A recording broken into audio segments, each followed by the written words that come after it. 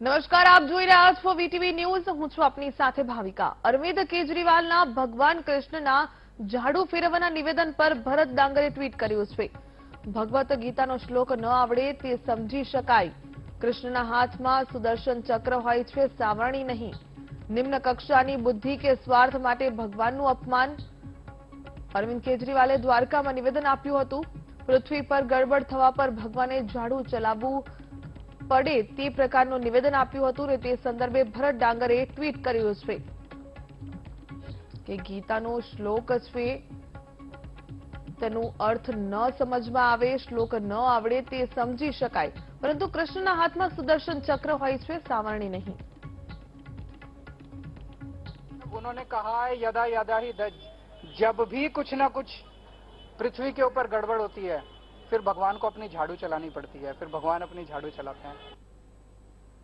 मतलब उन्होंने कहा है यदा यदा ही जब भी कुछ ना कुछ पृथ्वी के ऊपर गड़बड़ होती है फिर भगवान को अपनी झाड़ू चलानी पड़ती है, फिर भगवान अपनी।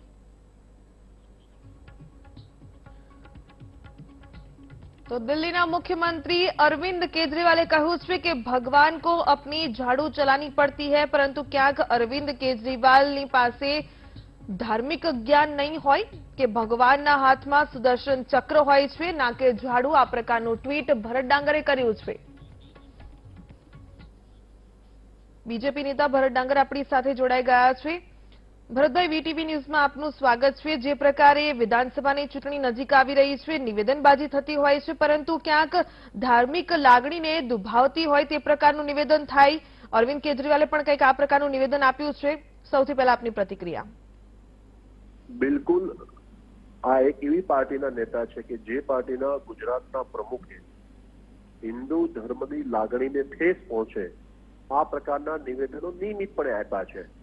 એ કથા પરંપરા માટે હોય, આપણા સત્સંગના સંદર્ભમાં હોય, સંત પરંપરા માટે હોય કે પછી આપણે સત્યનારાયણ ભગવાનની કથા કરતા હતા એના માટેના નિવેદનો આપવા માટે થઈને આ પાર્ટીના પ્રદેશના નેતા એ કુખ્યાત છે।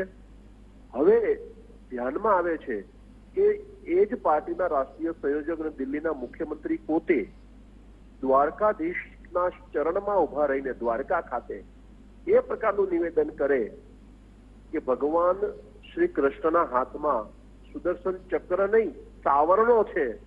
મને લાગે છે કે આ એમની નિમ્ન કક્ષાની બુદ્ધિનું પ્રદર્શન છે કે પછી સોચી સમજી સાજિશ છે કોઈ આકાઓને ખુશ કરવા માટેની, એ સમજાતું નથી। ભરતભાઈ, એ જે પ્રકારે કહી રહ્યા છે કે ભગવાન को अपनी झाड़ू चलानी पड़ती है અને એમની પાર્ટીનું નિશાન ઝાડુ છે, એટલે પોતાને ભગવાન માની રહ્યા છે કે શું અરવિંદ કેજરીવાલ? બિલકુલ એવું દેખાઈ રહ્યું છે। અત્યારે સ્પષ્ટપણે એવું દેખાઈ રહ્યું છે। કોઈ પણ સામાન્ય નાગરિક હોય, કોઈ પણ હિન્દુ ધર્મનો સામાન્ય બાળક પણ હોય ને, એને પણ સનાતન સંસ્કૃતિની ખબર હોય કે ભગવાન શ્રી કૃષ્ણના હાથમાં સુદર્શન ચક્ર હોય છે, ઝાડુ હોતું નથી।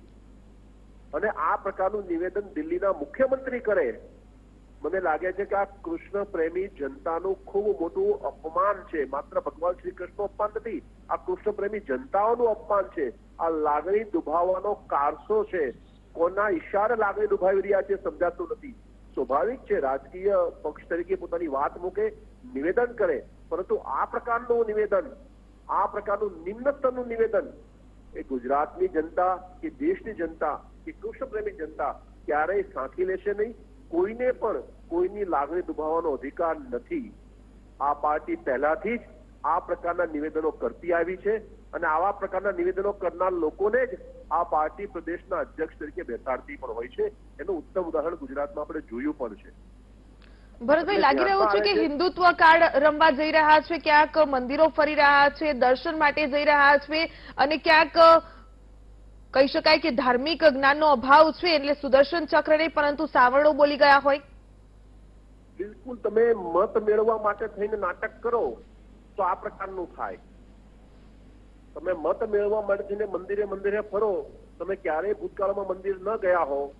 મંદિર માટે, કથા માટે, સંતો માટે, કથાકાર માટે તમે નિમ્ન સ્તરના નિવેદનો ભૂતકાળમાં કર્યા હોય અને અત્યારે તમને ચૂંટણીમાં રાજકીય રોટલો શેકવા માટે તમે મંદિરે મંદિરે જતા હો અને તમારી પાસે જ્ઞાન ન હોય ત્યારે આ પ્રકારનું બુદ્ધિનું દિવાળું કાઢ્યું કહેવાય ને, એ પ્રકારનું બુદ્ધિનું દિવાળું કાઢ્યું, એ પ્રકારનું નિવેદન એમણે આપ્યું છે આ કૃષ્ણપ્રેમી જનતા માટે. અને ગુજરાત જેવા